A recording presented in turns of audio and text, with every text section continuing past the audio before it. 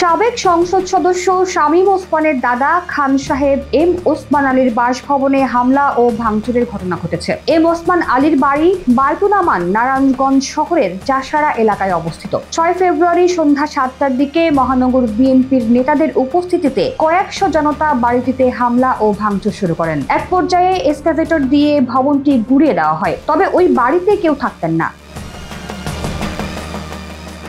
মহানগর বিএনপির আহ্বায়ক সাখাওয়াত হোসেন ও সদস্য সচিব আবু আল ইউসুফের উপস্থিতিতে কয়েকশো বিএনপির নেতাকর্মী ও বিক্ষুব্ধ জনতা ভাঙচুর শুরু করেন। এ সময় তারা হাতুড়ি দিয়ে ওই ভবনের দেওয়ালে ভাঙচুর করেন। এক পর্যায়ে একদল বিক্ষুব্ধ জনতা বাড়ির ভেতরে প্রবেশ করে আগুন ধরিয়ে দেন। এক পর্যায়ে গুঁড়িয়ে দেওয়া হয় বাড়িটিকে।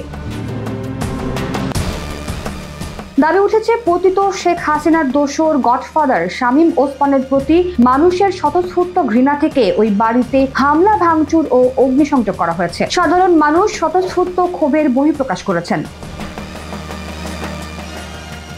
এর আগে বেলা 11টার দিকে শহরের চানমারি এলাকায় জেলা প্রশাসকের কার্যালয় প্রাঙ্গণ, জেলা পুলিশ সুপারের কার্যালয় প্রাঙ্গণ ও জেলা ও দায়রা জজ আদালত প্রাঙ্গণে শেখ মুজিবুর রহমানের প্রতিকৃতি ভাঙচুর করেন বিএনপিপন্থীরা। মহানগর বিএনপির সদস্য সচিব আবু আল ইউসুফ খান টিপু জানান, ছাত্র জনতার দাবির পরিপ্রেক্ষিতে সাধারণ মানুষকে সাথে নিয়ে ফ্যাসিস্টের চিহ্ন মুছে দেওয়া হচ্ছে।